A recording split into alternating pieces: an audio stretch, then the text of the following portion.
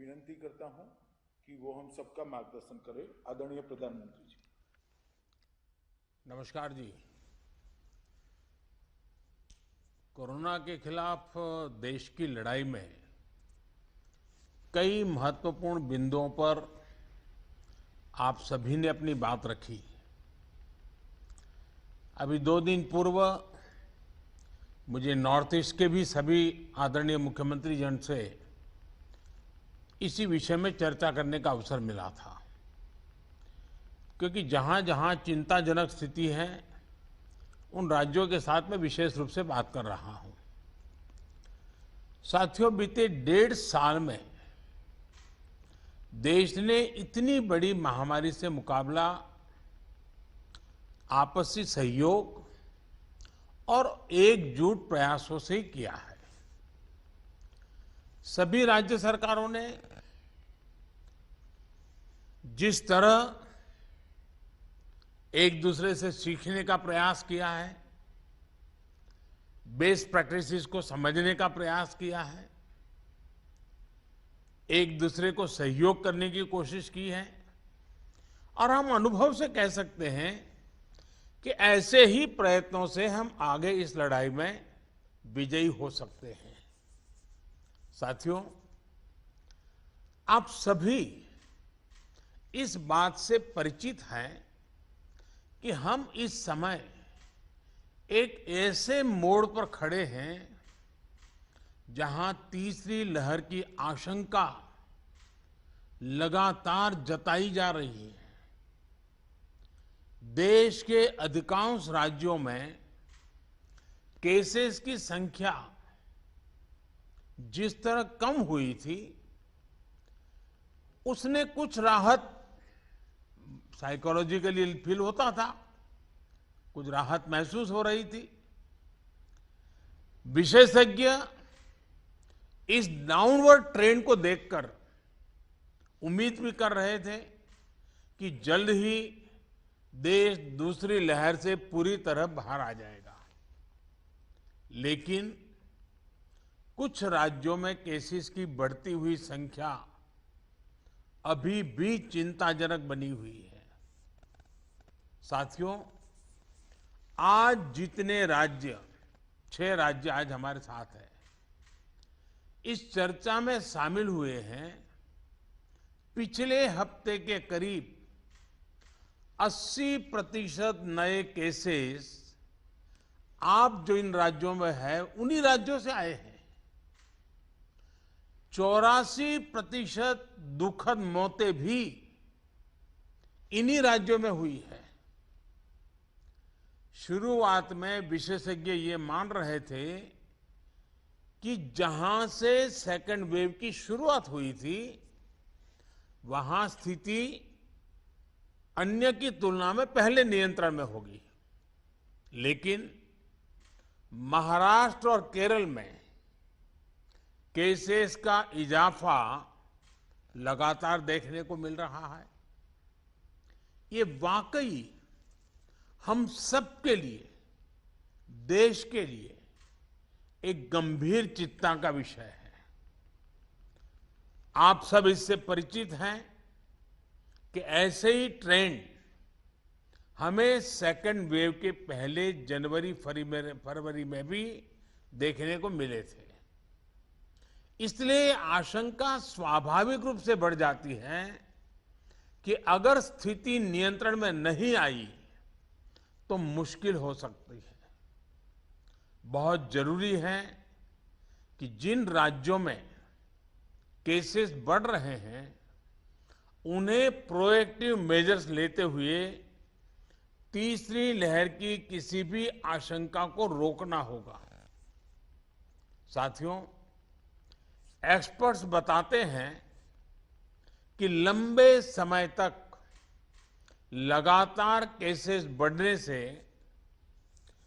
Corona के virus में mutation की आशंका बढ़ जाती है, नए नए वेरिएंट्स का खतरा बढ़ जाता है। इसलिए तीसरी लहर को रोकने के लिए कोरोना के खिलाफ प्रभावी कदम उठाया जाना नितांत आवश्यक है। इस दिशा में स्ट्रैटेजी वही है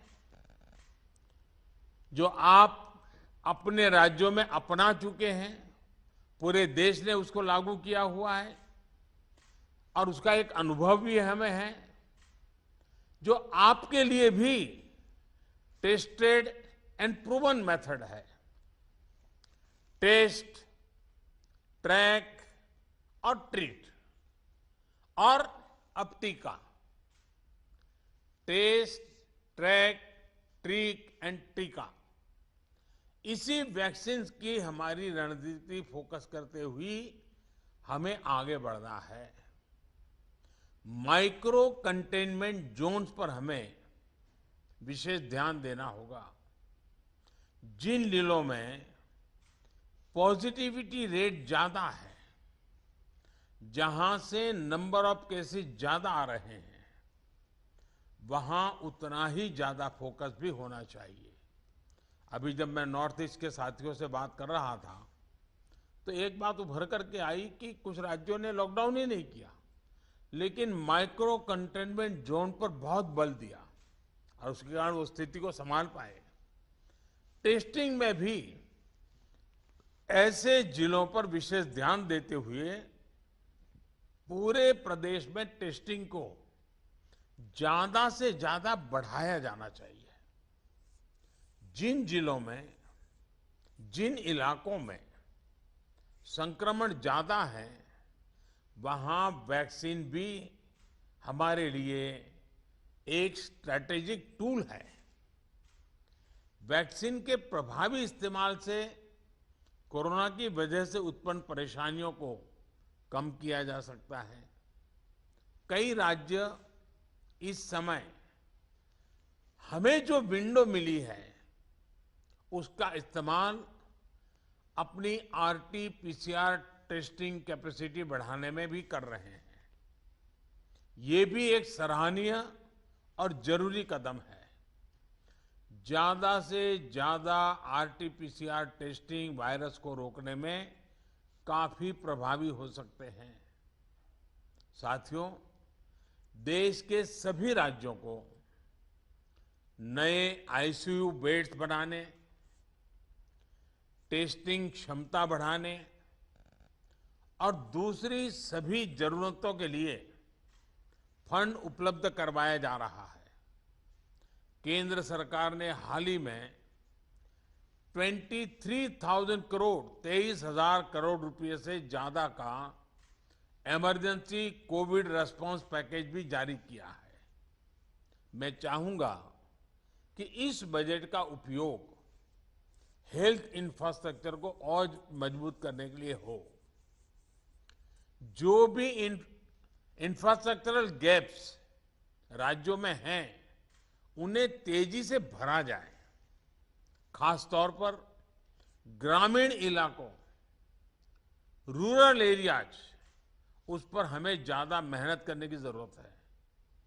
इसके साथ ही सभी राज्यों में आईटी सिस्टम्स, कंट्रोल रूम्स और कॉल सेंटर्स का नेटवर्क मजबूत करना भी उतना ही जरूरी है। इससे रिसोर्सेज के डेटा, उसकी जानकारी पारदर्शी तरीके से नागरिकों को मिल पाती है। इलाज के लिए मरीजों और परिजनों को इधर उधर भागना नहीं पड़ता। साथियों, मुझे बताया गया है कि आपके राज्यों में जो 332 पीएसए प्लांट्स एलोकेट किए गए हैं, उनमें से 53 कमीशन हो चुके हैं। मेरा सभी राज्यों से आग्रह है कि इन पीएसए ऑक्सीजन प्लांट्स को जल्द से जल्द पूरा करें। किसी एक सीनियर अफसर को स्पेशली यही काम में लगाइए और 15-20 दिन का मिशन मोड में इस काम को आप पूरा करवाइए। साथियों, एक और चिंता बच्चों को लेकर भी है। बच्चों को कोरोना संक्रमण से बचाने के लिए हमें अपनी तरफ से पूरी तैयारी करनी होगी।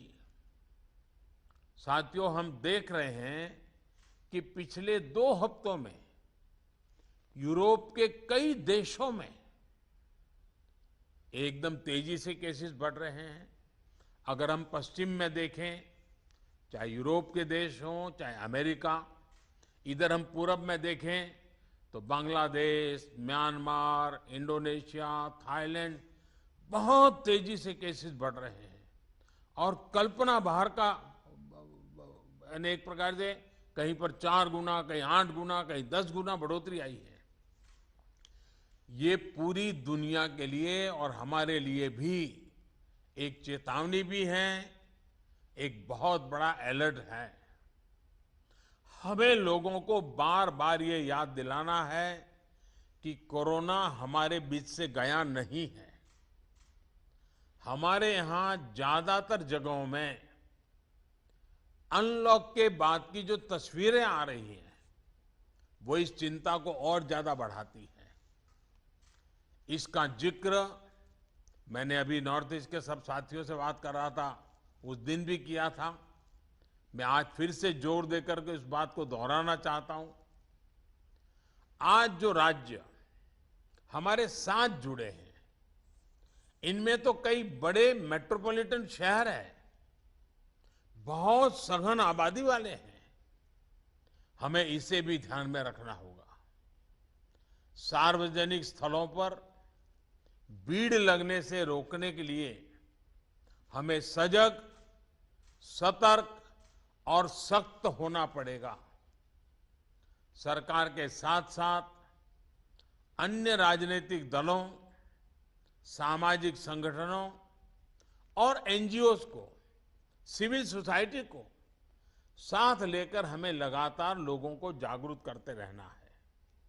मुझे विश्वास है कि आप सबके व्यापक अनुभव इस दिशा में काफी काम आएंगे। आप सबने इस महत्वपूर्ण बैठक के लिए समय निकाला, इसके लिए आपका बहुत बहुत धन्यवाद। और जैसा आप सभी आदरणीय मुख्यमंत्री जी ने उल्लेख किया, मैं हर पल अवेलेबल हूं। हमारा संपर्क बना रहता है। आगे भी मैं हमेशा अवेलेबल रहूंगा, ताकि हम सब मिलकर के इस संकट से मानव जात को बचाने के इस अभियान में अपने अपने राज्यों को भी हम बचा सकें। मेरी आप सबको बहुत शुभकामनाएं हैं। बहुत बहुत धन्यवाद। अब मैं